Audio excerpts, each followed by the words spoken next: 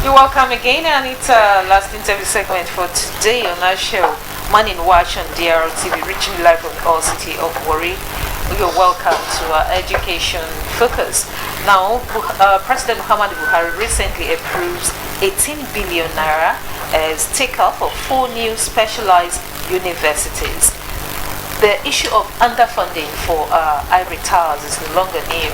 However, when we talk about the new universities of technology and health sciences, it is one yearning and aspiration of Nigerians to have specialized expertise in these areas. Now, what is the implication of this approval, and how adequate is these monies for the specialized universities? How relevant is these universities at this time, and is it the right timing or what? To help us talk on this and more, we have in the studio Dr. Agbejule Peter Eshite. Is that the name? Yes. He is principal at Egbokodo Secondary School, Egbokodo, Warri South. Good morning and welcome. Good morning, ma. Dr. Agbejule Peter Eshite is a PhD holder. Joining him is Mr. Kunle Abubakar. He is training facilitator and school management consultant. He is the chief executive officer of Kunlab Educational Services. Good morning and welcome. Good morning, ma. Welcome. I'd like to start with you, Doctor. The education is in the house. Let's look at how this news met you.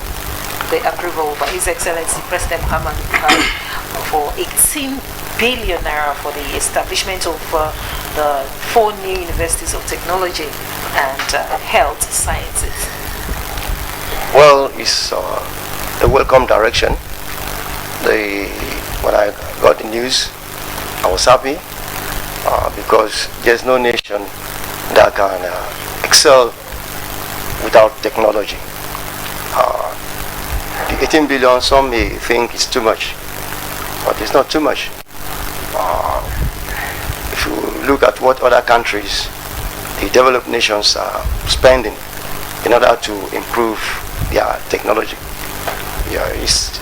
what was given to these universities, specialized universities, are just it's a tip of the iceberg. But of course, like the Minister of Education, Adamu stated, that these grants were in fulfillment of President Buhari's promise of establishing 6 universities of technology in the 6 geopolitical zones. 4 are already in existence. There are new ones, 2 new ones for University of Technology. Well, they're on health sciences. There's only one in Benue State, Otuku, in Benue State. And the other one, they are going to establish 2 new ones too. In the one in South and one in Jigawa area. And the technology, like he himself, actually the Minister of Education, represented by the PS, Permanent Secretary of Education, stated that it is to aid the transformation of Nigerians' technological breakthrough. Well, it's true, but how well can this fund be managed? That's where the problem lies. All right, we're going to right there for an introduction. Thank you. Let me come to you, Mr. Kunle Abubakar. How well can these funds be managed? Now, the issue of research and development, research innovation, things that experts have said watered down in our university system. There are things that they have identified as not being given the right premium over time. Now, His Excellency President Muhammadu Buhari had made his promise, and it has come to there already. We're having big rings, even if it is in hushed tones, as to say the location, because he had promised spread across 6 geopolitical zones. What we'll have right now is the 4 takeoff, and the states where they are, Jigawa, Oshun. Do you think that they are well spread out? 1, then 2. With the existing polytechnics, which initially has objectives amongst others of producing this technological and innovative manpower, as it were, not meeting the expectations of Nigeria and the needs. Indeed, let's look at needs assessment. What would be your suggestions as an educationist towards ensuring that these needs brought to bear this time around? Thank you very much. Good morning, viewers. You see, as an educationist, nothing spent on education is too much. That is the foundation of any country. If I go by the policy of education, Nigerian policy on education, and earlier, there's a section that talks about the essence of education, that is acquisition of skills, abilities, and competence in the area of mental and physical development with a view to develop the nation. Skills, ability, and competence. You see, and if you don't establish such institutions, how will you develop skills, abilities, and competence? So to this effect, the president has taken the right step in the right direction. But my concern is this. We've had many universities, specialized universities in Nigeria. We have UNAB, FUNAB, Federal University of Agric, and Abeokuta. We have FUTA, Federal University of Technology, FUTO, and all of them, they are not performing in accordance with their mandate. I don't know what the University of Technology is doing with banking and finance. If you go there, you will read banking and finance, you read law, you read marketing. That's my question exactly. That's my question exactly. Like, what would you suggest was realigning these new ones? Because existing ones seem to have an infrastructural deficit. That is, they do not have the requisite materials, equipment, or brand. A graduate of specialized area, computer or whatever, comes out graduating without even seeing a computer set way back. Now maybe we have had an upgrade. Okay. But then, in giving us new ones and looking at the near comatose states of facilities in the existing ones, how much redirection, or how well do you think this money should be redirected? How can this be brought to bear? That's exactly what I'm talking about. It is not only the facilities. Even if you have facilities and you miss the track, you won't achieve it. That's what I'm talking about. First and foremost, the federal government should ensure that the existing ones are working in accordance with the mandate given to them. I don't expect any of these universities to be having courses on economics, CRS, business admin, banking and finance. When they don't have facilities for specialized technology. No. They will have. They are only after getting money. The money they are spending on this department can also be reinvented into the mandate. So why are they? What's the role of the Nigerian Universities Commission, NUC, in ensuring that they work in line with this specification? Yes. Recently, it's like I read that the federal government has directed that all these specialized institutions to go back to their mandate. I read it in the paper recently, that they should go back to their mandate and operate within the mandate given to them. If you're University of Technology, be technologically based. If you're Agric, be agricultural based. If you're banking and finance based. Having said that, the existing ones, now the new ones, see, I believe it is not enough when we have on ground. Look at Federal University of Technology. How many do you have in Nigeria? I can only see 4, if I'm not mistaken. FUTA, and that one of Mina, 3. Then we have state, Bomasho, Ladog University of Technology, out of 36. It is not too much if you have, in every state of this country, we have University of Technology for technical development. But my concern is, are they going to do it right? The facility base, yes. Now, quite right, the facilities are not there. But let's start. 1,000-mile journey start with step. If the mandate is provided and the commission is working in the right direction, before you know, we have the facilities. But he has done his own now. Provide the structure and the mandate. Subsequent government should work on it. Before you know, we are there. All right, thank you very much, Mr. Kunle Abubakar. Let me come back to Dr. Agbejule. Echite, when we talk about mandates, when you set a precedent, others follow. So if the existing ones had deviated from their original mandate, what's the mechanism you think that can be brought on board to ensure the new ones do not? Reason for this question: the National University Commission is a regulator, I believe. Yes. For the mandate to have been deviated from, because all of these courses you talked about religion in a University of Technology, yes. studying of religion, all that, they were accredited. Some of them are not accredited. They are. A number Some of I them said are. some are not accredited. Okay, but for those who are accredited, people have they are graduates from such institutions Yes. with degrees that will stand the test of time because they were accredited. What was the NUC doing, and what can they do to ensure that this template is not followed? I think the NUC has a lot to do. The problem was that the NUC, they just wanted this university to function because they knew that, like University of Port Harcourt, the engineering department, people were taught without seeing machineries, without seeing the things, equipment that we aid them to know what they are really studying. Somebody who is studying mechanical engineering does not see the equipment that is like vehicles, spacemen, and all these things that will help them, machinery tools and so on. I see that's why most of our people, they go outside the country, like South Africa, to study. So the NUC, in order not to allow this university just to fade out, for them to survive, it's the survival of the fittest. For them to survive, the NUC has to just approve some courses that are outside the mandate of just approve. Yeah, just approve. At the expense because the equipment they need, the things they need, are readily available, so they can present those things.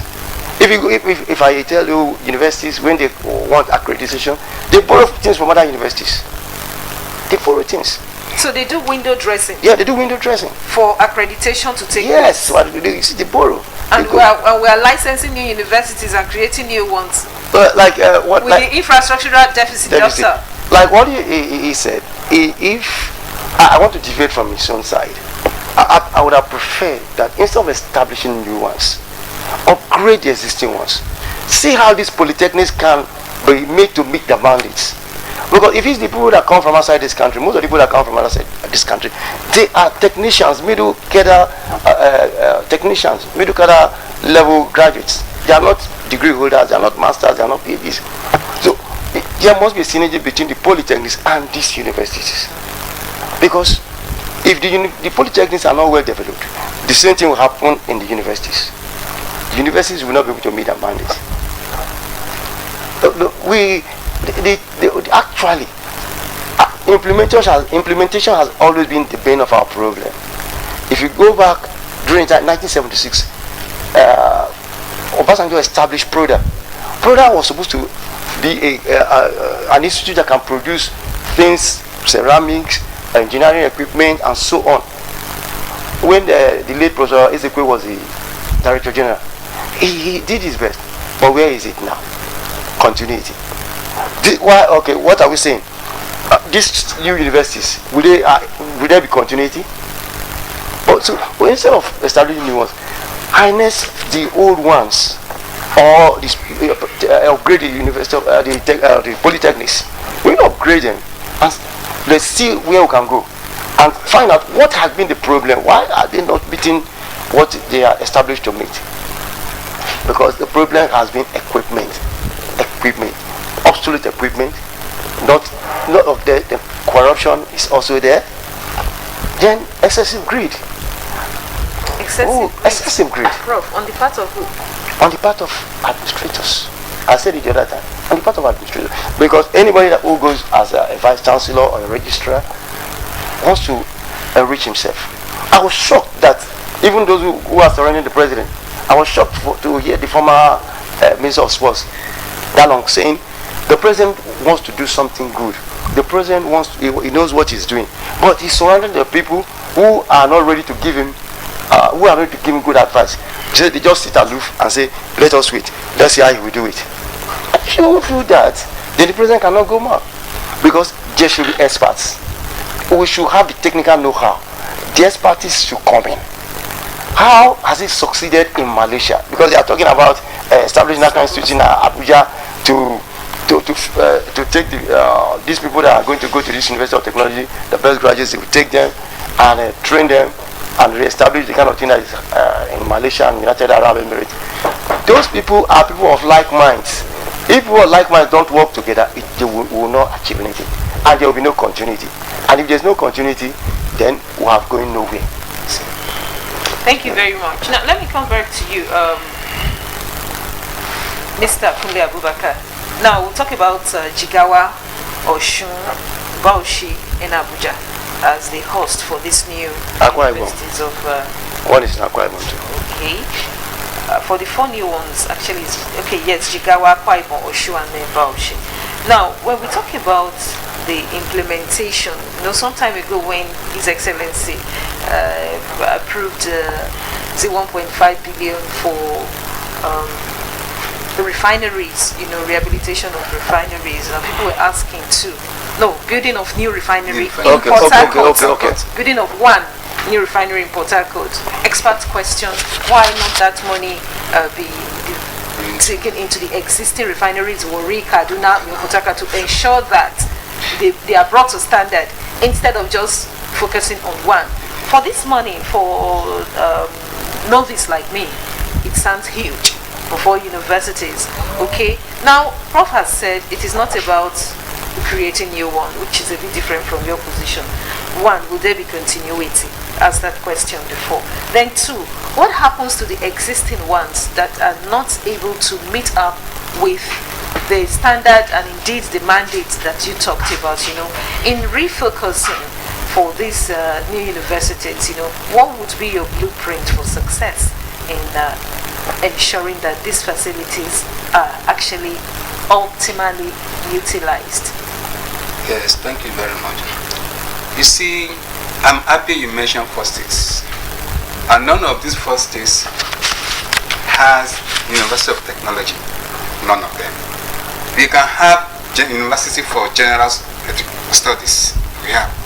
You see, it is now the NUC, within the NUC power, to ensure that the administrators work within the mandate. It is one thing to establish, it's one thing to implement. So the implementation is on the NUC. Okay. It's simple, but it's a right step in that direction. We need more specialized institution in this country, different from the general one. Thank you very much. We're going to wind this up time. But Doctor, before we go, in one word, what do you see as a challenge where the NUC is in regulating focus and mandate for institutions like this? The challenge before NUC is doing the right thing. If an institution is not fit, close it up. If it's fit, then let it exist. For NUC that accept window dressing, or they are not aware of the window dressing? They are aware. No, see, they are aware. Please, you see, it is not, you see, I read a book recently, universities or human life is not like NAFDAC.